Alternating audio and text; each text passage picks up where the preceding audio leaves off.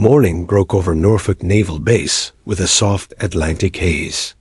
Seagulls wheeled over the docks, and the rhythmic clang of hammers echoed from the shipyard. Sailors hurried across the asphalt courtyard, crisp in uniform, laughter mixing with the smell of diesel and salt. Among them walked a woman. No one recognized civilian clothes, wind-tousled hair, a calm gaze that measured everything around her. Rebecca Lawson carried herself differently. Though dressed in a plain beige coat and scuffed sneakers, there was precision in her stride, the kind of balance learned from years at sea. She paused at the security gate, where two young officers leaned lazily against the guard booth, sipping coffee and checking their phones. "Excuse me, lieutenants," she said evenly. "Could you tell me where I might find the commanding officer on duty this morning?" One of them, Lieutenant Harris, tall and confident, glanced at her without lifting his sunglasses. "Ma'am, civilians aren't allowed past this point without clearance," he replied, voice clipped but careless. "I understand," she said. "I'm here on a professional matter." The other officer smirked. "Professional, huh? You with the press or something?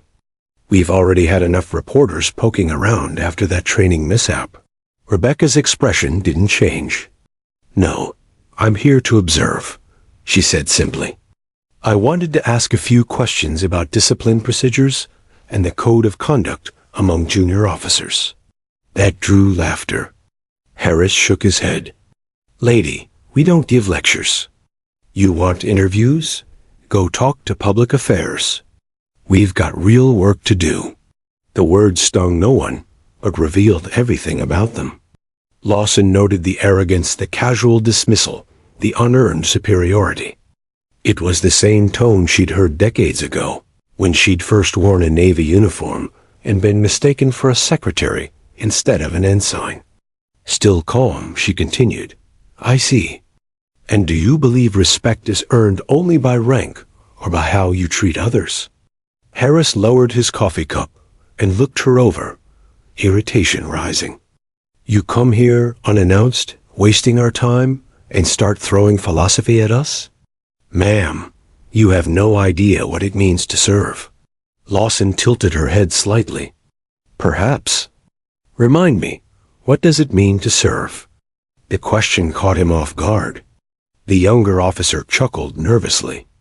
"Okay, enough of this. You need to leave.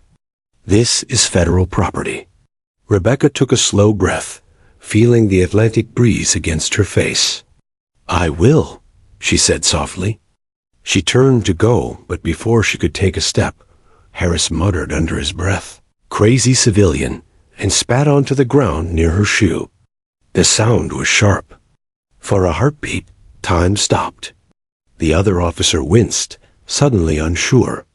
Lawson looked down at the damp patch on the pavement and back up at Harris.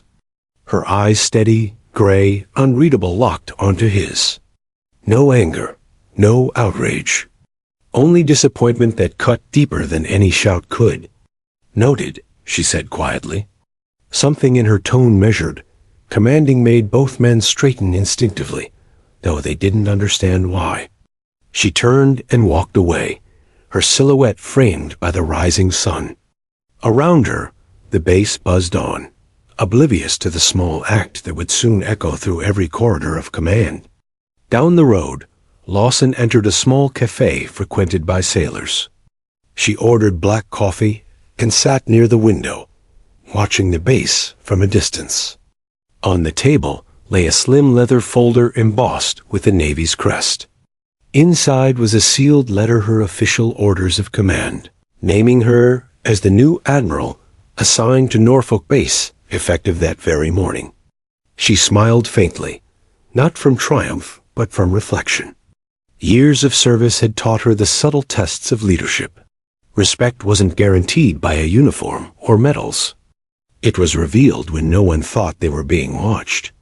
This morning's encounter had told her everything she needed to know about the culture she was about to inherit. A young waitress approached timidly. "Ma'am, you're not from around here, are you?" Rebecca shook her head. "Not yet," she replied with a hint of amusement. But I will be. Back at the gate, Harris still felt uneasy. The woman's composure bothered him. He tried to shake it off with jokes, but the image of her calm eyes lingered. What was with her tone? His partner asked quietly. Sounded like she was giving us orders. Yeah, well, Harris scoffed. Let her try that on someone who cares. Yet as he spoke, a bead of sweat traced his temple. Something about that woman didn't fit her confidence, her bearing, the way she'd made him feel small without saying a word. By afternoon, the base buzzed with new energy. Notices were posted. Command change ceremony, Friday 08:00 hours, all personnel required. Names were whispered, rumors spun. Word spread that the incoming Admiral was one of the youngest ever to hold command of a major coastal base. Some said she'd led classified operations in the Pacific. Others claimed she'd faced Congress for defending her crew after a controversial mission.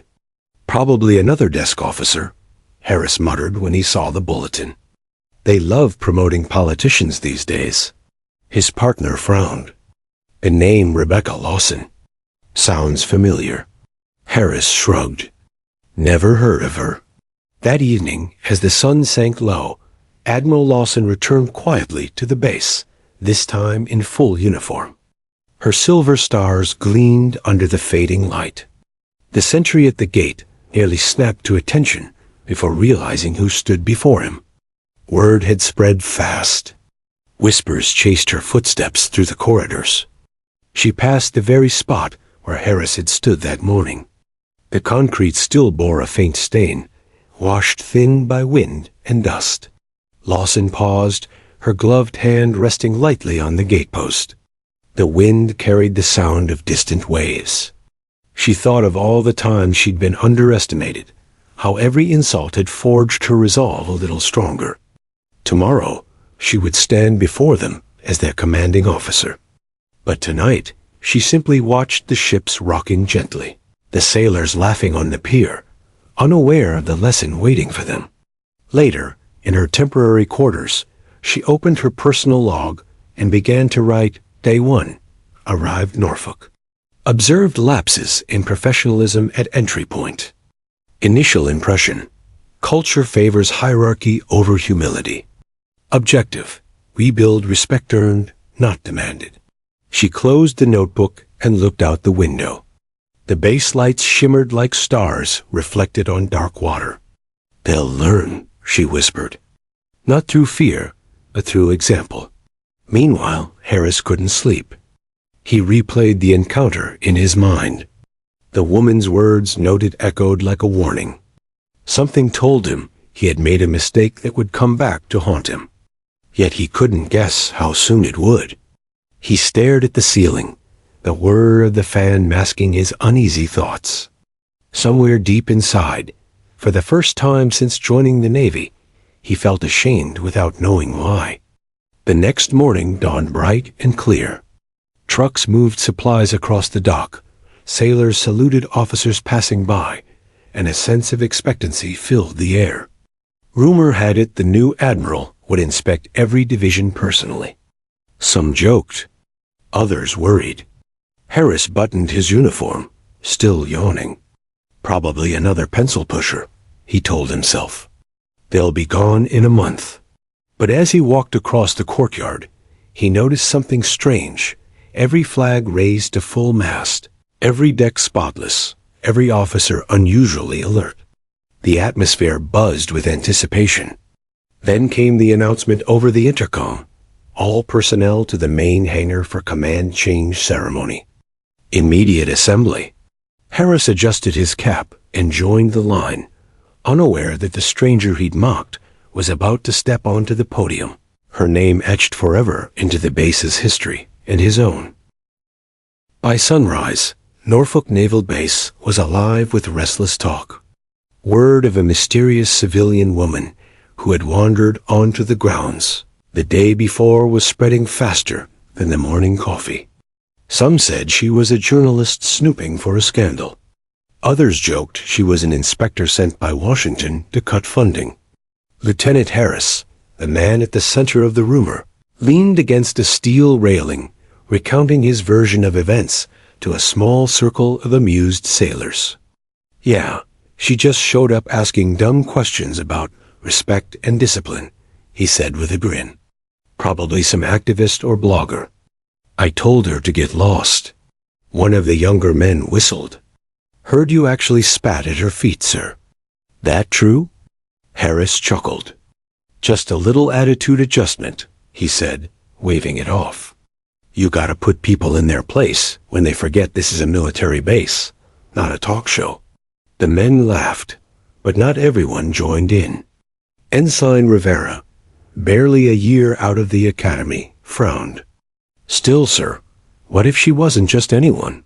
Harris snorted. "Then she'd have said who she was. Don't overthink it." But Rivera couldn't shake the feeling that something was off. The woman's calm expression, her tone, her posture, all of it felt wrong for a civilian. He'd seen that kind of composure before, in officers who'd seen combat. By mid-morning, the atmosphere around the base began to shift. A bulletin appeared on every department board. Notice, effective immediately. All personnel are to prepare for the arrival of the incoming commanding officer. Rear Admiral Rebecca Lawson will assume command of Norfolk Naval Base Friday, 0800 hours. Office of the Chief of Naval Operations. The name spread like wildfire. Conversations stopped mid-sentence. Every corridor buzzed. "Admiral Lawson? The Rebecca Lawson?" Someone whispered near the communications hub. "The one from the Pacific Task Force?" A petty officer nodded. "That's her. I read about her in Navy Review. Lead 2 successful counter-piracy operations off the Somali coast. Supposedly refused a promotion once because she didn't want to leave her crew." Lieutenant Harris overheard the chatter and raised an eyebrow. "Huh, guess we're getting someone famous." Another officer smirked. "You sound nervous, Harris." "Me? Please. She'll probably be another old-school type, strict by the book. I'll charm her like I always do." But deep down, something tightened in his gut. The name sounded vaguely familiar, though he couldn't place it. By lunchtime, the base cafeteria was packed with gossip. Soldiers and sailors filled every corner, discussing the new Admiral like she was a ghost story come to life. "She's tough," one said. "Heard she once fired an entire bridge crew for disrespect." "No," another corrected. "She's fair. My brother served under her, said she treats everyone equally. Doesn't care about rank, only about character." Someone added, "I heard she was one of the first women to lead a destroyer squadron. Doesn't take crap from anyone."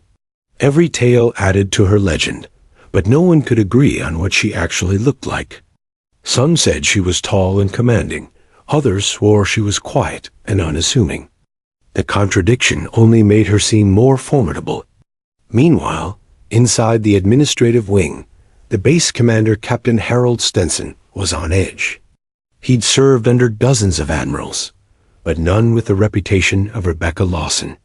Her record was immaculate, her leadership transformative. She had a history of walking into broken commands and turning them into models of excellence. And now she was coming here, his base. He adjusted his tie nervously as he briefed the senior staff.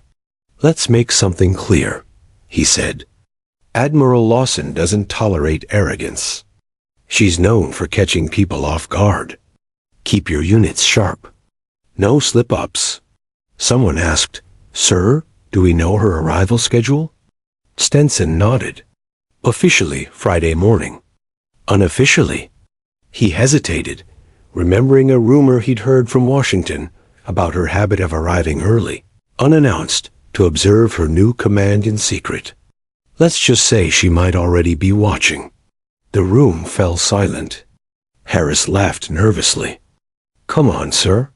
You think she's sneaking around in disguise like some spy?" Stenson didn't smile. "With Lawson?" It wouldn't surprise me. That night, Harris couldn't shake the unease creeping under his skin. He walked along the quiet dock, watching the reflection of the moon ripple in the water. The memory of the woman from the day before replayed in his mind, the way she'd looked at him, not angry, not offended, but as if she were taking note of something larger than his disrespect. Noted, she had said. The word haunted him. He tried to convince himself it was coincidence. The new Admiral couldn't possibly be that woman. No one would arrive dressed like that. Admirals came with salutes, ceremony, and headlines, not sneakers and a simple coat. Still, he found himself rehearsing excuses in his head. Just in case. By Thursday morning, the base looked like it had been polished by angels. Every deck scrubbed, every brass emblem shining. Flags rippled proudly in the coastal wind. The officers barked orders with newfound urgency. But underneath the surface polish, the whispers still ran wild. In the barracks, Rivera confronted Harris quietly. "Sir, I think that woman you met, she might have been Admiral Lawson." Harris laughed sharply. "Don't be ridiculous." "Sir, her timing fits. She was here the day before the notice went up. She asked about discipline and respect, exactly the kind of thing an admiral would care about." Harris's smirk faltered. "That's crazy." Rivera lowered his voice. "Maybe, but if I were you, I'd be ready to apologize." That evening, Harris received a summons from Captain Stenson's office. His stomach twisted. When he arrived, the captain was reviewing documents. Without looking up, he said, "Lieutenant, I heard about a civilian encounter at the gate 2 days ago." Harris swallowed. "Yes, sir. A misunderstanding." Stenson looked up sharply. "Describe her." Harris hesitated, then muttered, "Civilian clothes. Brown hair. Calm voice. Mid-40s, maybe." Stenson's eyes narrowed. "Calm voice?" "Yes, sir." The captain leaned back in his chair. "You're either very lucky or very foolish, Lieutenant." Harris frowned. "Sir?" Stenson's tone grew heavy. "Because that civilian fits Admiral Lawson's description perfectly. She has a habit of assessing her new commands firsthand. If it was her, then she's already formed her first impression, and you were it." The words struck like a torpedo. Harris felt the blood drain from his face. That night, sleep eluded him. Every laugh, every mocking word from that encounter echoed like a drumbeat in his skull. He pictured her face again, the composed expression, the restrained authority in her tone. It wasn't just possible she was the Admiral. It was certain. He buried his face in his hands. God, what have I done? Outside, the wind howled over the water, rattling the flagpoles. The base slept uneasily, unaware that the woman they whispered about was already among them, watching, waiting. Friday morning arrived, sharp and golden. The ceremony was set for 0800 hours in the main hangar. Rows of sailors lined up in perfect formation. Officers stood at attention, uniforms immaculate. The band tuned their instruments. Lieutenant Harris stood in the front row, pulse pounding, sweat tracing his collar. "Relax," his partner whispered.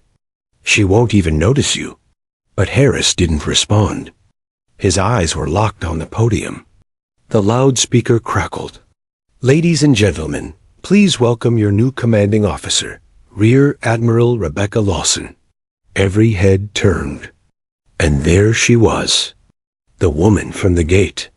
Dressed in full uniform now, medals glinting, posture regal and unshakable.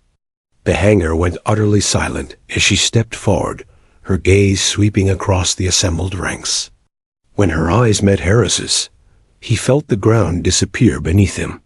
She stopped at the podium, her voice steady and clear. "Respect," she began, "is not defined by rank or title. It is measured by how you treat others, especially when you think no one's watching." Harris's throat went dry. Every word was a mirror, held up to his failure. Rebecca Lawson smiled faintly cool, composed, in complete command. The base had fallen silent. The whispers had ended. The reckoning had begun. The morning sun gleamed off the hangar's glass roof, scattering light across a sea of pressed uniforms. The air felt charged, taut with anticipation, pride, and unease. Flags rippled along the walls. Rows of sailors stood at rigid attention, boots perfectly aligned, faces unreadable. Lieutenant Harris stood among them, his heart hammering so loud he could hear it echo in his ears. Every second felt like an eternity. He could still see her face, the woman at the gate. Her calm voice, her piercing eyes, her simple word, noted. He'd replayed that moment 100 times since learning her name. And now, she was about to walk through that door, not as a stranger, but as his commanding officer. He swallowed hard, his mouth dry as dust. "God help me," he muttered under his breath. A shrill whistle cut through the air. The band struck a solemn note. The base commander, Captain Stenson, stepped forward to address the assembly. "Ladies and gentlemen," he began, his voice booming through the hangar, "today, we have the honor of welcoming a leader whose record speaks for itself. A veteran of the Pacific Fleet, decorated for valor, and known across the Navy for her unwavering commitment to integrity and discipline." He paused, scanning the crowd. "Please join me in welcoming the new commanding officer of Norfolk Naval Base, Rear Admiral Rebecca Lawson." The hangar erupted in applause, boots stomping in rhythm. Then the sound slowly faded as the crowd parted. She appeared in the doorway. Admiral Lawson walked in with a quiet authority that silenced even the air itself. Her uniform was immaculate, navy blue pressed to perfection, silver stars gleaming under the morning light. But it wasn't the uniform that commanded the room. It was her presence, calm, controlled, unshakable. Every movement was deliberate. Every glance carried weight. Harris's throat tightened. There was no longer any doubt. She was the woman he'd disrespected. As she passed the rows of sailors, whispers rippled through the ranks, quickly dying under her gaze. When she reached the podium, she paused, taking in the faces before her, faces of men and women she would soon lead, test, and if necessary, break down to rebuild better. "Thank you, Captain Stenson," she said at last, her voice smooth but powerful, filling the space without effort. "At ease, everyone." The line shifted slightly as the sailors relaxed into parade rest. Lawson let the silence linger, long enough for discomfort to take root, for attention to sharpen. Then she spoke. "I came to Norfolk with one mission, to restore the standards that define who we are, as sailors, as officers, as Americans. Respect, discipline, accountability." Her gaze swept across the crowd. "Some people think these are words. I think they're choices. And I've already seen how some of you choose to behave when no one's watching." The room stiffened. Harris felt the blood drain from his face. She was looking right at him. Lawson continued, her tone measured, almost surgical. "2 days ago, I arrived at this base unannounced, in civilian clothes. I wanted to see who you really are when rank doesn't stand between us. What I found was illuminating." A ripple of unease spread through the officers. Captain Stenson shifted uncomfortably behind her. Lawson rested her hands on the podium. "I spoke to a few of you. I asked simple questions about discipline, about conduct, about respect." She paused, letting the silence stretch thin as wire. One officer spat on the ground near my feet. Gasps broke out across the room. Someone muttered, "God, no." Lawson didn't raise her voice. She didn't need to. That officer is standing in this room, right now, wearing this uniform. And he will have to live with the fact that when tested for character, he failed. Every head turned, subtly, fearfully, toward Harris. He stood frozen, unable to breathe. But Lawson didn't name him. She didn't have to. Instead, she turned her focus back to the entire assembly. "You see, rank gives you authority," she said, "but it doesn't give you respect. Respect is earned by how you treat others, no matter who they are. The measure of a sailor isn't how he salutes his superior. It's how he treats those he thinks are beneath him." The words hit like waves against steel. Lawson's tone softened slightly. "I didn't come here to humiliate anyone. I came to build something better. You will find I am firm but fair. You will find that I demand excellence, not perfection, but integrity. And you will find that I notice everything." She stepped away from the podium, walking slowly down the front row. Her boots echoed against the polished floor. When she reached Harris, she stopped. Their eyes met. For a moment, no one moved. No one breathed. Harris tried to speak, but the words caught in his throat. Lawson looked at him, not with anger, but with something deeper, disappointment. She said softly, "When you wear this uniform, Lieutenant, every action you take represents more than you. It represents all of us. Remember that." Then she moved on, leaving Harris standing in silent humiliation, sweat cold on his back. After the ceremony, the officers dispersed in hushed groups. Conversations were quieter now, eyes more cautious. "She was serious," one muttered. "She wasn't bluffing. Did you see how she looked at Harris?" Another whispered, "He's finished." Harris walked alone, head down, replaying every second. He couldn't shake the look in her eyes. Not fury, but something worse. Disappointment wrapped in restraint. When he reached his office, he shut the door and slumped into his chair. He wanted to apologize, to explain, to say he didn't know. But excuses felt hollow. He had humiliated himself, and she'd handled it with more dignity than he'd shown her. A knock on the door snapped him upright. It was Ensign Rivera.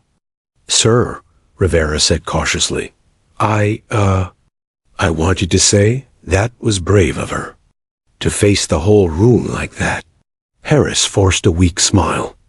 "Brave isn't the word I'd use. More like righteous." Rivera hesitated. "Sir, if I may." "She didn't name you. That means she's giving you a chance to prove yourself." Harris stared at him, surprised. "You really think so?" Rivera nodded. "If she wanted to destroy you, she would have. But she didn't. She's testing you." Harris leaned back, rubbing his temples. "Then God help me. I'd better not fail again." Later that afternoon, Admiral Lawson met privately with Captain Stenson in her new office overlooking the harbor.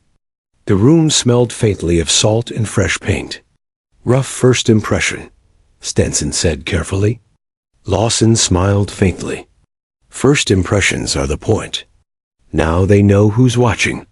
He nodded, impressed despite himself. "You've got their attention." "That's not enough," she replied. "I want their respect. And respect begins where ego ends." She looked out the window at the ships lined in the distance, sunlight dancing across the water. "They'll come around. Not because they fear me, but because they'll learn to fear what they could become if they don't change." That evening, the base was quieter than usual. In the barracks, men polished their boots in silence. Recruits straightened their beds with new precision. The change was subtle, but real, a current running beneath the surface. Harris walked along the pier, the setting sun painting the horizon orange and gold. He watched as Admiral Lawson stood at the end of the dock, alone, hands clasped behind her back, watching the ships. He hesitated, then approached. "Admiral?" She turned slightly. "Lieutenant Harris." He swallowed hard. "I wanted to apologize for my behavior. I didn't know who you were. But that shouldn't matter. I was disrespectful." Lawson regarded him for a long moment, then said softly, "Apology accepted." Relief flooded his chest, but she wasn't finished. "Now earn it," she added. "Every day you wear that uniform, earn it back. Not for me, but for the sailors who look to you for an example." Harris nodded, voice breaking. "Yes, ma'am." Lawson gave a small nod in return, then turned her gaze back toward the horizon. "Dismissed, Lieutenant." He walked away in silence, heart heavy but strangely lighter. For the first time since joining the Navy, he understood what it meant to serve, not authority, but accountability. And behind him, Admiral Lawson stood alone in the fading light, a woman who had been spit upon by arrogance, yet had chosen to lead through grace. The base had witnessed her strength. The transformation had only begun. The morning came heavy with tension. A gray mist rolled over the harbor, swallowing the ships in a quiet shroud. The Norfolk Naval Base was awake before dawn, boots pounding against pavement, whistles slicing the air. It was inspection day. But this was no ordinary inspection. Admiral Lawson had issued an unexpected order the night before, full base review. Every department, every division, no exemptions. The news had spread like wildfire. By sunrise, sailors were scrubbing decks with trembling urgency, officers triple-checking reports, and commanders whispering warnings through clenched teeth. Everyone knew this was the Admiral's first full test, and no one wanted to fail. In the main corridor of Command Building A, Lieutenant Harris stood stiffly with his unit, nerves twisting like wire. His uniform was immaculate, boots polished to a mirror shine. Still, his palms were slick with sweat. When the Admiral's shadow appeared at the far end of the hall, the atmosphere shifted, tense, disciplined, alert. Admiral Lawson walked with precision, her steps steady and unhurried. A team of senior officers followed in silence. Her expression was unreadable, eyes sharp, posture perfect. She stopped before Harris's unit, her gaze sweeping over each sailor. "Good morning, gentlemen," she said evenly. "Good morning, ma'am." They barked in unison. Lawson nodded, inspecting each detail, medals aligned, collars crisp, eyes forward. Then she stopped before Ensign Rivera, whose hand trembled slightly against his rifle. "Ensign," she said, "when was your last weapons maintenance check?" Rivera swallowed hard. 48 hours ago, ma'am." She extended her hand. "Show me." Rivera handed over the rifle. Lawson examined it, turning it slowly under the light. A faint smear of oil glistened on the chamber. Her brow furrowed. "This residue could jam your weapon in the field," she said quietly. "That's not discipline. That's a disaster waiting to happen." Rivera's face burned red. "Apologies, ma'am." "It won't happen again." "I'm sure it won't," Lawson replied. "Because next time, the consequence won't be a warning. It will be removal from active duty." She handed the weapon back and turned to the rest of the group. "You think discipline is about fear? About following orders because someone's watching?" Her voice rose, not in volume, but in weight.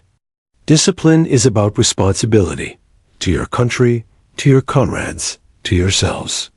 It's what keeps you alive when everything else falls apart." Her eyes landed on Harris. "Lieutenant Harris, step forward." Harris obeyed, pulse racing. "Tell me," she said, "how do you define leadership?" Harris hesitated. "Ma'am, leadership is setting an example for your subordinates." "Incorrect," Lawson said, cutting him off. "That's management. Leadership is setting an example, even when no one's watching. It's integrity in the dark. Something I hope you've started to rediscover." Harris nodded stiffly. "Yes, ma'am." "Good, because soon you'll have your chance." Later that day, the Admiral summoned her command staff to the briefing room. The walls were lined with digital screens displaying data, performance charts, and maintenance logs. Lawson stood at the head of the table, arms crossed. This base, she began, is operating at 71% efficiency. That number should terrify you. It means lives are at risk before the first shot is fired. Captain Stenson shifted in his seat. Admiral, with respect, the previous command focused on operational readiness, not procedural perfection. Lawson's gaze froze him mid-sentence. Captain, good enough is the enemy of excellence. And I don't settle for good enough. She turned toward the screen. We're going to fix this. Starting now. She assigned each department new standards, tighter schedules, accountability reports, random audits. Maintenance teams were given double shifts until their logs matched reality. Security checkpoints were reinforced. Every corner of the base was under scrutiny.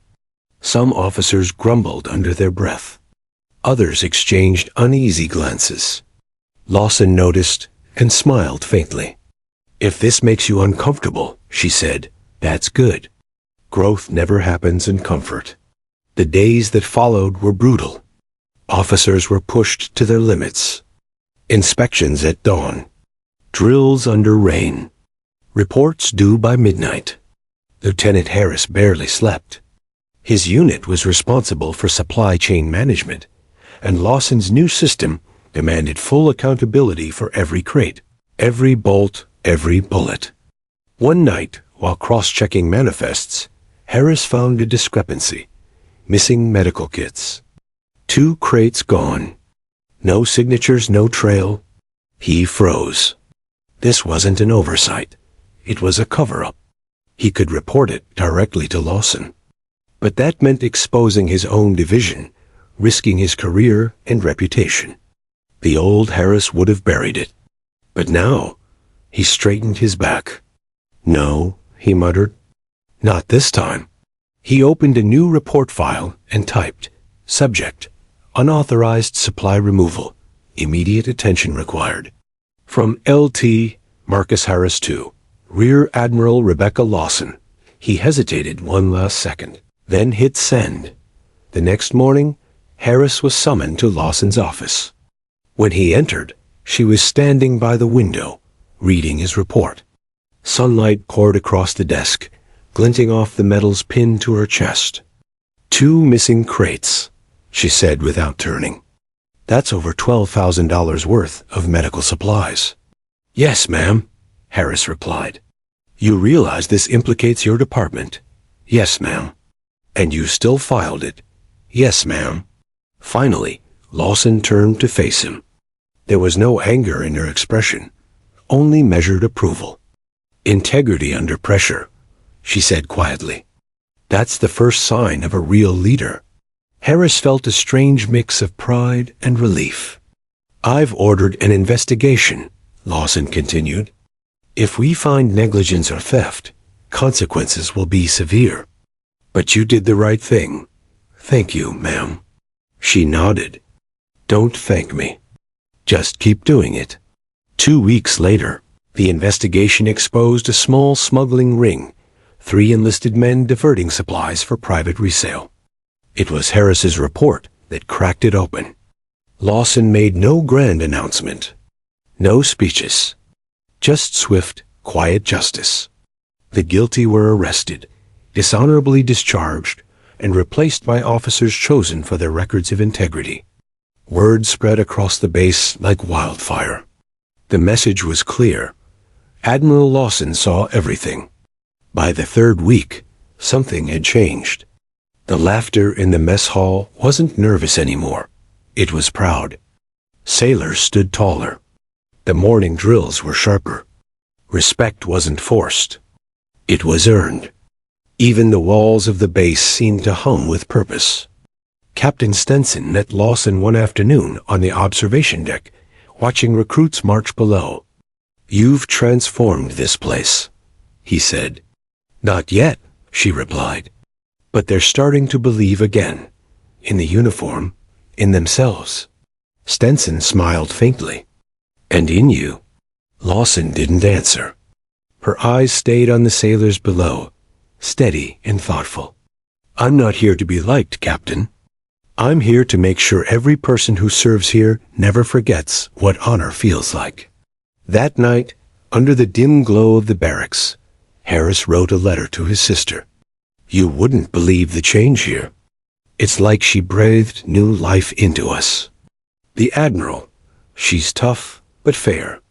She makes you want to be better, not out of fear, but out of respect. I made mistakes, but she gave me the chance to fix them. I won't waste it. He paused, then added one final line. She's not just leading this base. She's saving it. He folded the letter, sealing it with a sense of purpose he hadn't felt in years. The next morning, as the sun rose over the Atlantic, the base stood ready for inspection once more. This time, no one feared it. They welcomed it. Because for the first time in a long while, Norfolk Naval Base wasn't just a place of service, it was a place of pride. And at its heart stood Admiral Rebecca Lawson, the woman who'd been spat on, underestimated, and dismissed, now commanding not just the fleet, but the respect of every soul under her watch. The trial of discipline was over. The era of honor had begun. The Atlantic was restless that night. Dark clouds churned like ink across the horizon, and the air felt heavy, the kind of pressure sailors knew meant trouble. By dusk, the weather station sent the warning, a tropical storm forming off the coast of Bermuda. Nothing unusual at first. But by midnight, it had intensified, a raging tempest now barreling toward the Virginia coastline. Norfolk Naval Base was directly in its path. Inside the command center, alarms blared. Officers rushed between consoles, voices cutting through static-filled radio chatter. Wind speeds over 90 knots. Satellite shows a double vortex forming. We've got a destroyer, the USS Harlington, still out at sea, ma'am. Rear Admiral Rebecca Lawson entered the control room like a calm center in chaos. Her presence steadied the air instantly.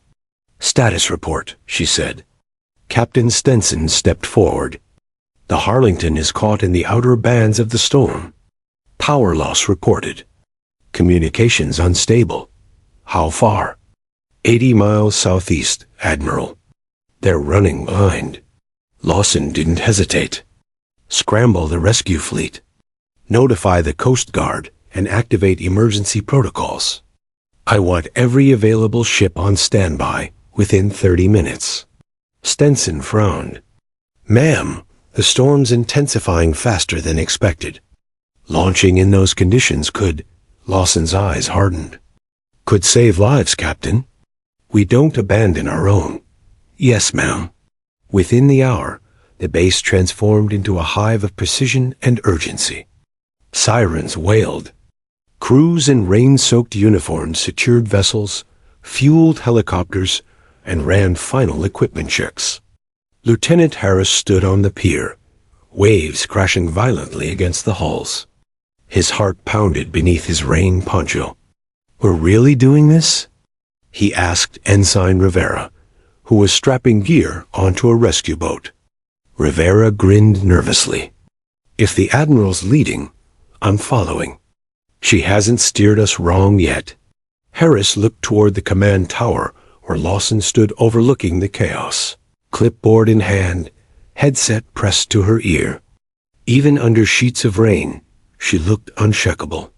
He whispered, almost to himself, she's a storm of her own. By 0200 hours, the first rescue ship, the USS Maverick, pushed through the violent surf. Admiral Lawson was aboard. The sea roared like an angry beast. Waves towered stories high, slamming against steel. Lightning carved the sky into jagged veins of light.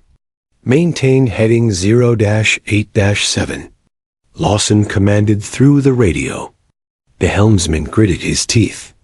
Ma'am, we're at max resistance. If we push harder, we'll lose stability. Then don't push harder, Lawson replied evenly. Push smarter. Adjust to the rhythm of the waves. Ride them, don't fight them. Her voice carried calm authority, the kind that made even chaos listen. Harris, positioned on deck with a rescue crew, held onto the railing as salt water lashed his face. He'd never seen anything like it. The Admiral stood at the bow, unflinching, her coat whipping in the wind, eyes fixed on the horizon. "Contact!" shouted a radar officer. "We've got a faint signal, bearing 115 degrees. That's the Harlington. Helm, adjust course." The Maverick turned sharply, engines roaring against the storm's pull. Then, through the sheets of rain and lightning, the broken silhouette of the USS Harlington appeared, half submerged, listing dangerously to port. "God," Harris breathed. "Deploy searchlights." Lawson ordered.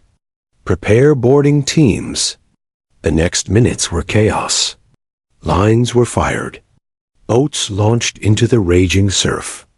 Men shouted over the storm.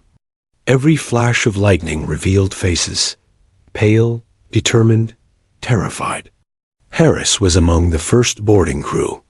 As he leapt onto the Harlington's slick deck, his boots slipped, and a wave nearly threw him overboard. Rivera caught his arm just in time. "Got you?" They pressed forward, water waist-deep, helping pull sailors from flooded compartments. The ship groaned under the strain, metal screeching as if alive. "Lieutenant Harris to Maverick." He shouted into his radio. "We found survivors in compartment C. Hulls breached. They're trapped." "Copy that?" Lawson's voice came through, clear, commanding. "Cut through. Do not wait for backup. You have 5 minutes before the next wave surge." "Yes, ma'am." Harris turned to his crew. "You heard the Admiral move." They worked like machines, torches sparking against steel, shouting directions over thunder. Finally, the hatch gave way. Flooded sailors stumbled out, coughing, soaked but alive. "Let's get them out of here," Rivera yelled. They began transferring survivors back to the Maverick. But just as the last group climbed aboard, a monstrous wave slammed into the Harlington, tearing a section of the deck apart. Harris was thrown backward, his radio flying out of reach. His ears rang. "Lieutenant!"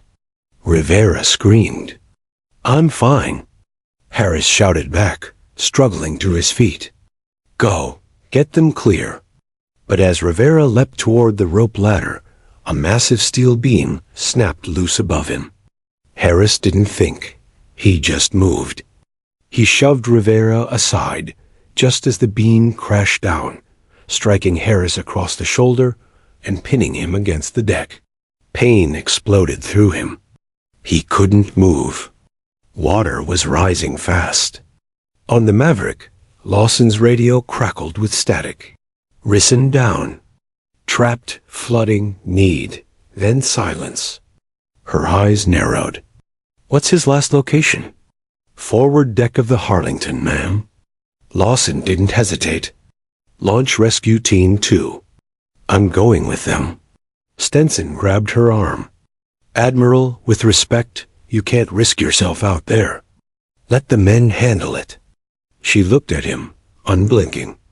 "Captain, leadership doesn't stay dry when its crew is drowning." She tore off her headset and climbed down toward the lifeboat. The sea was merciless. Waves smashed against the small craft as Lawson steered through debris and lightning. Her crew fought to keep balance as she shouted over the storm. "To the port side." "There, that's the Harlington." When they reached it, she didn't wait for the boat to stabilize.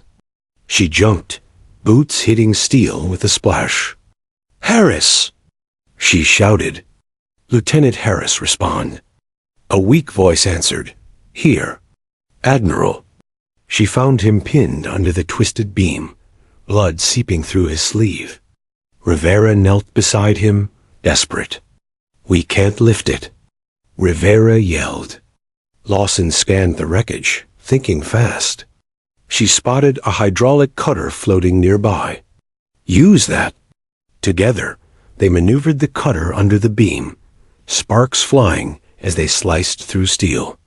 Come on," Rivera gritted. The beam cracked loose. Lawson gripped Harris by his vest, hauling him to his feet with surprising strength. "You're not dying today, Lieutenant," she said through gritted teeth. "Didn't plan to, ma'am," he rasped, coughing. They climbed aboard the lifeboat just as another wave crashed over the Harlington, swallowing the deck where Harris had been trapped seconds earlier. The Maverick's floodlights guided them through the chaos. The storm still raged, but something had shifted. The fear was gone. All that remained was resolve. Hours later, the fleet returned to Norfolk battered but victorious. The storm had passed. The Harlington's crew, all 37 survivors, were accounted for. Inside the infirmary, Harris sat on a cot, his shoulder bandaged. When Admiral Lawson entered, he stood instinctively, wincing slightly. "Sit down, Lieutenant," she said with a faint smile. He obeyed. "Ma'am, you didn't have to come for me." Lawson's eyes softened. "That's where you're wrong. A commander always goes back for her own." He swallowed hard. "Thank you, ma'am, for everything." Lawson placed a hand on his good shoulder. "You earned this victory as much as anyone. You proved you're the kind of man I knew you could become." Harris managed a small smile. "I just followed your lead." Lawson's gaze shifted toward the window, where dawn was breaking over calm waters. "Then maybe I've done my job." Outside, the base stirred with new energy. Men and women moved with renewed pride, not because they'd survived a storm, but because they'd faced it together.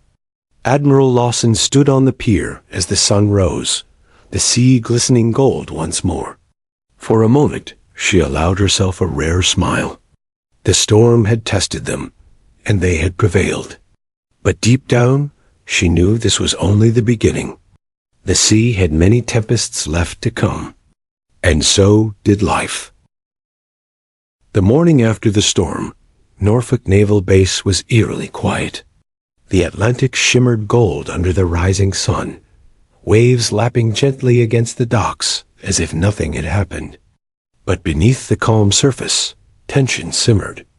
The rescue had been a success. The Harlington's crew had survived, and the fleet returned mostly unscathed. Yet whispers circulated among the higher-ups. Admiral Lawson's decision to personally lead the rescue fleet had not gone unnoticed by the Pentagon. Captain Stenson entered her office, folding his hands nervously behind his back. "Ma'am, I just got a call from the Chief of Naval Operations. They're questioning the necessity of your actions last night." Lawson didn't flinch. She was reviewing the incident logs, her sharp gray eyes scanning every detail. "Questioning?" she repeated, voice calm. "What are they concerned about?" "Standard protocol, ma'am," Stenson replied. "Admirals are not supposed to expose themselves to direct danger when subordinates can handle operations. They're worried you set a precedent, encouraging risk beyond orders." Lawson looked up, her expression unshaken. "And lives saved, Captain? What about them?" He swallowed. "They acknowledge that, yes. But they want a full written report explaining your decisions. They might call you to Washington for a hearing." She closed the logbook with a faint snap. "Then we'll give them the facts, unembellished. No excuses. No dramatics. They will understand why we do what we do." Stenson hesitated. "Ma'am, this could put your career at risk." Lawson's lips curved slightly. "Then my career will take the same risk as the men I command. Loyalty is not cheap. It comes at a price." The officers under her command were unsettled. Lieutenant Harris walked the halls, noting the tension in every face. The storm had brought them together, yet now politics threatened to tear that unity apart. He found Ensign Rivera polishing boots in silence. "You think the Admiral will be okay?" he asked. Rivera shrugged. "She's Admiral Lawson. If anyone can handle the brass breathing down her neck, it's her. But it could get ugly." Harris nodded. He remembered how she had saved him from the storm, from death itself, and now that same loyalty she had shown might be weaponized against her. It didn't seem fair. Loyalty, he realized, often came with hidden consequences. By midday, a formal hearing was scheduled at the Norfolk Administrative Building. The room was filled with senior officers, legal advisors, and a rotating panel of Navy officials. The tension was palpable. Every movement watched, every word weighed. Admiral Lawson entered without fanfare, her uniform pristine, demeanor calm. She scanned the room once, her eyes settling on Harris. He stood at attention, shoulders still bandaged, silent but resolute. She gave a faint nod, a silent signal that all would be well. The hearing began with a formal presentation from the Naval Operations Office, reviewing the storm, the Harlington's distress, and Lawson's decision to lead the rescue personally. Questions followed, sharp and deliberate. "Admiral Lawson," one officer began, "do you acknowledge that your personal intervention in the Harlington operation violated chain of command protocol?" Lawson's gaze remained steady. "Sir, with respect, I followed the intent of command to ensure the safety of the crew. The protocol is a guideline, not a substitute for judgment in life or death circumstances." A murmur ran through the room. The questioning continued, each inquiry designed to test her decision-making, her authority, and her adherence to regulations. "Some argue," another officer said, "that your actions encourage reckless behavior among subordinates who might emulate your personal risk-taking in future missions. How do you respond?" Lawson paused, her voice deliberate. "Leadership is not about creating fear of consequence. Leadership is about setting an example. My crew saw courage, discipline, and accountability. They saw that loyalty is honored, and that I do not ask them to do what I would not do myself. If that lesson discourages recklessness and encourages responsibility, then I've succeeded." Lieutenant Harris watched from the side. He felt the weight of her words resonate deeply. Every officer in the room could see it. Lawson's unwavering calm, her command of facts, and her dedication to the men and women under her watch. The panel pushed further. "Admiral, what if Lieutenant Harris had been seriously injured? How would you justify placing a subordinate at risk?" Lawson's expression softened slightly, acknowledging the implicit concern. He was not at risk due to negligence or poor judgment. Every maneuver, every action was calculated. "I do not lead blindly, and neither should anyone under my command. Risk exists in the service. The difference is who controls it. I control it." Her words left no room for doubt. Every officer felt the unyielding authority and wisdom behind them. After hours of questioning, the panel recessed to deliberate. Lawson remained standing in the center of the room, a pillar of composure. Harris approached quietly. "Ma'am," he said softly, "you were incredible today. You handled them flawlessly." Lawson turned, her eyes meeting his. "Thank you, Lieutenant. But this isn't about me. It's about the crew. It's about demonstrating that loyalty and integrity are worth the price, even when someone higher up doesn't understand." Harris nodded, pride swelling in his chest. I get it now. About respect and about leadership. You've shown me what it truly means." Lawson's lips curved into a faint, approving smile. "Good, never forget it." Outside the hearing room, sailors and officers alike whispered in hushed awe. Many had feared that Admiral Lawson's bold actions would draw reprimand. Instead, her composure and reasoning had impressed the panel. Reinforcing her authority and proving her loyalty to her crew was not reckless, but principled. Captain Stenson finally addressed the assembled command staff. Admiral Lawson's judgment was impeccable. The panel agreed that her actions were justified. They recognized the necessity of decisive leadership under extreme conditions. Let this be a lesson. Command is earned through courage, not mere adherence to protocol. Whispers of relief and admiration swept through the base. Harris exhaled, feeling the weight of the last 2 days lift from his shoulders.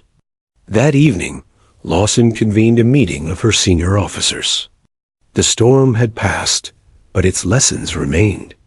"We are Navy," she said, "not because we follow orders blindly, but because we uphold the principles that keep us alive, effective, and honorable. Loyalty to each other is paramount. If anyone here doubts it, remember last night, and remember that true command requires both courage and accountability." She paused, scanning the room. "You all witnessed the cost of leadership, and you all saw the reward. Remember that every day." Later, in her quarters, Lawson reflected quietly. The storm had tested not just her crew, but the fragile balance between duty, protocol, and humanity. She thought of Harris, the young lieutenant who had grown before her eyes, and of the officers who had doubted, feared, and now understood her command. She penned a brief note in her log. Storm past, crew intact. Chain of command tested, lessons learned. Loyalty has a price, but it is worth paying. Leadership is not comfort. It is responsibility. She closed the notebook, leaning back in her chair. Outside, the harbor glittered under the fading sun, calm and serene. Yet she knew this peace was temporary. The sea, like life, would always test them again. But for now, she allowed herself a moment of quiet satisfaction. She had defended her crew, upheld her principles, and reminded everyone under her command, from the lowest recruit to the highest officer, what it truly meant to serve with honor. At the barracks, Lieutenant Harris wrote a private message to Rivera. "Today, I saw what loyalty truly means. Not just following orders, but standing by the people who stand by you. The Admiral saved my life and reminded me why we serve. I'll never forget it." Rivera responded quickly. "She's something else, isn't she? Not just a leader, but a standard. Makes you proud to serve." Harris smiled faintly, his shoulders still sore, but his spirit strengthened. "Yes," he whispered. "She really is something else." That night, Admiral Lawson stood once more on the pier, watching the calm waters reflect the stars above. The storm had tested their courage, but it had also forged a bond of trust and respect stronger than any fear. She allowed herself a rare, small smile. The price of loyalty had been paid, in courage, in principle, in sacrifice. And the rewards were far greater than any reprimand or political scrutiny. Tomorrow, the base would wake, and the work would continue. But tonight, she let the quiet satisfaction settle. A rare moment of triumph earned not by rank, but by integrity. The price of loyalty had been exacted, and it had forged something extraordinary. The calm that followed the storm was deceptive. Norfolk Naval Base hummed with activity, yet beneath the surface, tension simmered like an undercurrent ready to break. Admiral Lawson knew that leadership wasn't only about navigating natural disasters. It was also about detecting the human ones. Lieutenant Harris had noticed it first. Supplies went missing, small discrepancies in reports appeared, and whispers floated in the corridors. But what unsettled him most were the subtle changes in behavior among some of the officers. A hesitation here, a secretive glance there. He found himself standing outside the intelligence office one morning, his gut telling him something was wrong. He hesitated, then entered. "Ensign Rivera, do you have a minute?" Rivera looked up, surprised. "Of course, sir." "What's going on?" "I've been tracking anomalies in the supply logs," Harris said. "I think someone is deliberately undermining the base's operations, either for personal gain or to test the Admiral. And I don't know who." Rivera frowned. "You think it's sabotage? Here, after the storm?" Harris nodded grimly. "Yes, and if we don't catch it soon, it could cost lives." Admiral Lawson had noticed the same anomalies in her own review of the logs.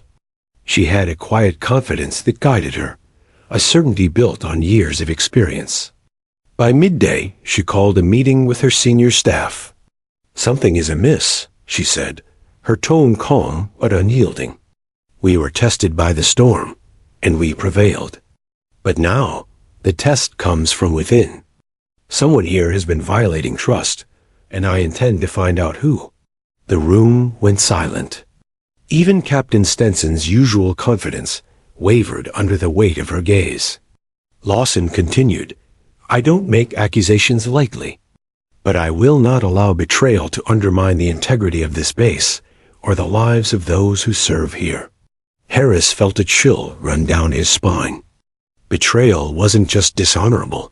In the Navy, it could be deadly. The investigation began immediately. Lawson assigned teams to comb through every log, every report, and every inventory. She conducted interviews personally, quietly observing reactions, noting inconsistencies in tone, body language, and hesitation. Lieutenant Harris worked alongside her, providing his insights from the past weeks. "Ma'am," he said one afternoon, "I think the anomalies point to someone in the supply division. It's subtle, but the pattern repeats." Lawson nodded. "Good. Follow it. But remember, confront with evidence, not suspicion. We act on facts, not fear." For the next 2 days, they tracked discrepancies, uncovering small, deliberate misplacements, fuel allocations redirected, maintenance reports altered, minor sabotage designed to delay operations. Nothing catastrophic yet, but the potential was terrifying. Finally, the evidence pointed to one officer, Commander Mitchell, head of logistics. He had been meticulously covering his tracks, but the data trail was undeniable. Lawson summoned him to her office. Mitchell entered, confident and composed, unaware that the Admiral had already pieced together his deception. "Commander Mitchell," she began, "do you understand why you're here?" Mitchell smiled faintly. "Of course, ma'am. I assume this has something to do with the storm." Lawson's eyes narrowed. "No, it has nothing to do with the storm. It has everything to do with trust. You have been manipulating supply logs, creating discrepancies, and undermining the operations of this base. Can you explain why?" Mitchell's smile faltered. I was only testing the system, ma'am, to see if it could withstand unexpected stress." Lawson's voice was calm but cold. "Testing? By sabotaging your colleagues, putting sailors at risk, and violating every standard of integrity you swore to uphold. That is not testing. That is betrayal." Mitchell's confidence began to crack. "I didn't think anyone would notice." "I noticed," Lawson said sharply, "and I will not tolerate it. Do you understand what you have jeopardized? Lives, careers, trust, all for what? A personal experiment?" He hung his head. "Yes, ma'am, I understand." "Good," she replied. "Then understand this. Your actions have consequences. You will be relieved of duty immediately. An inquiry will determine further disciplinary action. You will answer for every error you caused." Mitchell's face paled. "Ma'am, thank you for the opportunity to—" "You will not speak again until this inquiry is complete," Lawson interrupted. Dismissed. The news of Mitchell's removal spread quickly. Some officers whispered in disbelief. How could a senior officer, someone trusted, betray the base in this way? Others nodded quietly, recognizing the justice in Lawson's decisive action. Lieutenant Harris walked through the corridors, noticing the subtle shift. The officers and sailors who had doubted her after the storm now watched her with renewed respect. Leadership, they realized, was not just about surviving crises. It was about confronting the uncomfortable truths that others tried to hide. Harris found Rivera on the deck, looking out over the docks. "She's incredible," he said quietly. "She sees everything, knows everything, and still stays calm. Rivera nodded. She's not just leading us. She's protecting us from the storms outside and the ones inside. Later that evening, Lawson convened a briefing with the remaining senior staff. This base has faced natural storms, political scrutiny, and internal betrayal, she said. We've survived because our integrity is non-negotiable.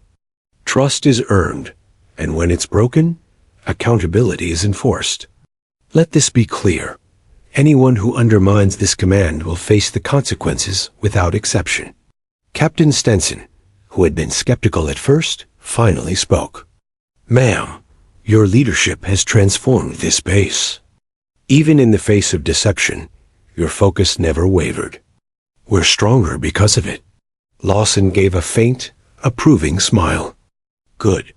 But remember, strength without vigilance is fragile. We remain watchful, we remain disciplined, and we remain loyal, not because it's easy, but because it is necessary. Meanwhile, Harris reflected on the lessons he had learned. The storm had tested his courage. The political hearing had tested his loyalty. The sabotage had tested his judgment. Through it all, Admiral Lawson had remained a constant guide, firm, fair, unwavering. He found himself in the gym late at night, writing notes on leadership, inspired by her example. Each entry reminded him of the principles she embodied: integrity, accountability, courage, and decisiveness. He paused and whispered to himself, "One day, I hope to lead like that." Not by rank alone, but by example. Rivera entered quietly, noticing Harris deep in thought. "You're going to be a good officer someday, Harris. If you follow her lead, you won't just survive, you'll inspire." Harris nodded, determination solidifying in his chest. "I won't forget. I won't fail." The base settled into a new rhythm. Operations were smoother, inspections meticulous, and morale surprisingly high. Officers and sailors alike had witnessed the consequences of betrayal and the uncompromising justice of Admiral Lawson. The storm, the political scrutiny, and the sabotage had all been tests, and the base had passed. But more importantly, they had learned a vital lesson. Leadership demanded courage, vigilance, and loyalty above all else. Admiral Lawson walked the docks alone that night, watching the calm waters reflect the stars. The trials had left their mark, but they had also forged resilience. She allowed herself a moment of quiet reflection. The price of loyalty had been paid, the cost of integrity enforced, and the consequences of betrayal made clear. Leadership, she knew, was never easy, but it was always worth it. She turned, heading back to her quarters, ready for whatever challenge lay ahead. The base was stronger now, and so were the people who served under her. Months had passed since the storm, the political hearing, and the sabotage at Norfolk Naval Base. The base had settled into a rhythm of renewed efficiency and vigilance. Yet the presence of Rear Admiral Rebecca Lawson remained the unyielding constant, a symbol of strength, discipline, and unwavering integrity. Lieutenant Harris walked the pier early one morning, the sunlight glinting off the water, and paused to watch the Admiral overseeing morning drills. Her movements were precise, her orders clear and exacting, but beneath the discipline, there was a subtle warmth, a connection to her crew that went beyond rank. Harris had grown in ways he could never have anticipated. The storm had taught him courage, the hearing had taught him loyalty, and the sabotage had taught him vigilance. And through it all, Lawson's example had shown him the essence of leadership, integrity above all else. The base was alive with activity. Sailors drilled on the docks, the sound of boots striking metal resonating across the harbor. Officers moved with purpose, but now there was an unmistakable confidence in their stride. They were no longer fearful of authority. They were inspired by it. In the Admiral's office, Lawson reviewed the final reports of the investigations that had followed the storm. Supplies had been secured, maintenance schedules optimized, and disciplinary actions had set a clear precedent. Betrayal would not be tolerated, and loyalty would always be rewarded. Captain Stenson entered, holding a cup of coffee. "Ma'am, the board has officially cleared the base. They've commended the crew for resilience and recognized your decisive leadership during the crisis." Lawson glanced up, her expression neutral but satisfied. "Thank you, Captain. The credit belongs to the crew. I merely guided them through the storm, literal and figurative." Stenson nodded. "And guided them brilliantly. Your leadership has set a new standard for this base, for the fleet." Outside, Harris approached the Admiral's office. He had a report in hand, but more than that, he had something to say. "Ma'am, may I have a moment?" Lawson looked up, meeting his eyes. "Of course, Lieutenant Harris." "What is it?" "I just wanted to thank you for everything. For the storm, for the hearing, for standing by us when it mattered most. You've shown me what it truly means to lead, not by orders, but by example." Lawson regarded him quietly, her gaze steady. "Lieutenant, leadership isn't about me.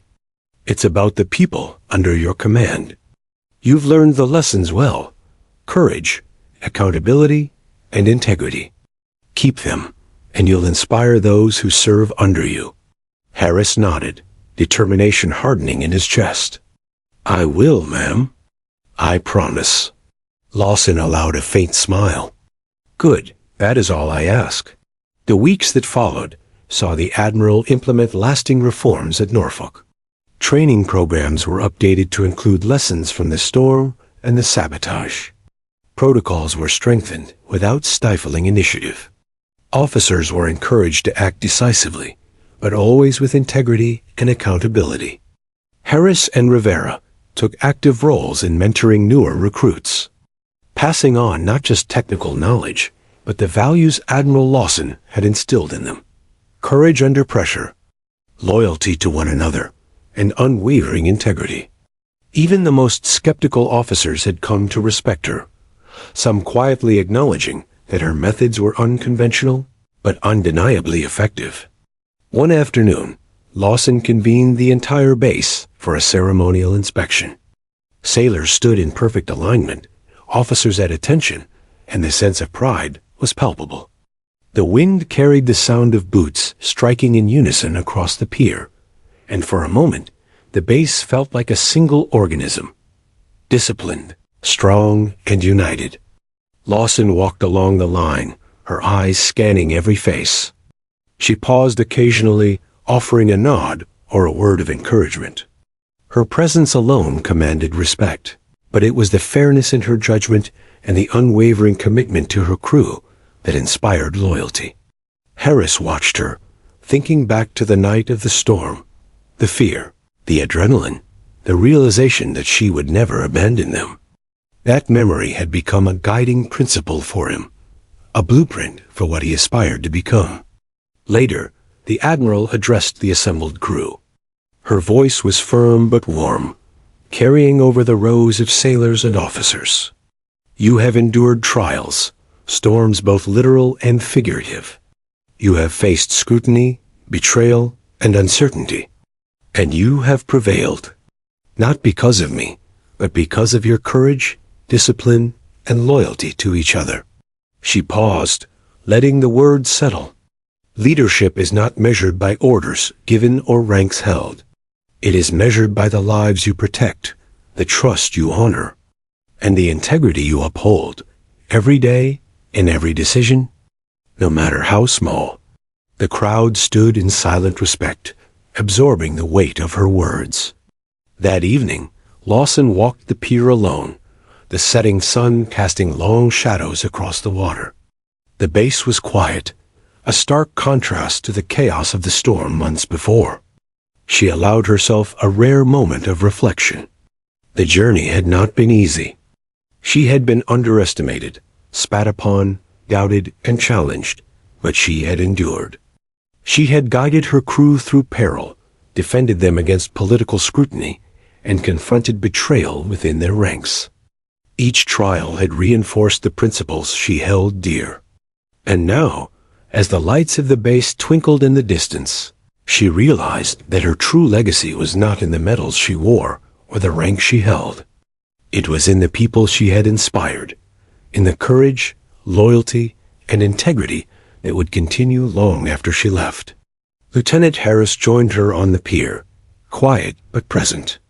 "Ma'am," he said softly, "thank you for teaching us how to be better, not just as sailors, but as people."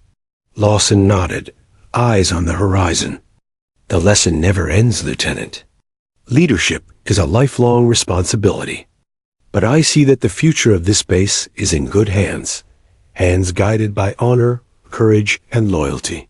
Harris smiled faintly, a sense of purpose settling within him. "We won't let you down, ma'am." "You never have," she replied. As night fell, the base settled into calm. The storm was long gone, the political scrutiny behind them, and the sabotage addressed. Norfolk Naval Base stood stronger than ever, not just in operations, but in spirit. The sailors and officers had learned that leadership demanded courage, integrity, and accountability. And they had learned from the best, a woman who had faced contempt, underestimated by peers, yet rose to embody the very ideals of honor, loyalty, and duty. Rear Admiral Rebecca Lawson stood at the pier's edge, gazing at the stars reflected in the water. The lessons of the past months would remain, guiding the base through future challenges. Her legacy was not one of fear, but of respect, earned through action, principle, and unwavering commitment to those under her command. The next morning, Harris, Rivera, and the rest of the officers rose early, ready for another day. The sun glinted off the ships, reflecting their determination. The base moved as one, disciplined, confident, and united, a testament to the leadership of a single admiral who had taught them what it truly meant to serve. And as Admiral Lawson watched from her office, she allowed herself a quiet smile. The storms would come again. They always did. But she had instilled in her crew the strength, integrity, and loyalty to face any challenge. Her legacy was secured, not in rank or medals, but in the hearts and minds of every sailor and officer who called Norfolk Naval Base home.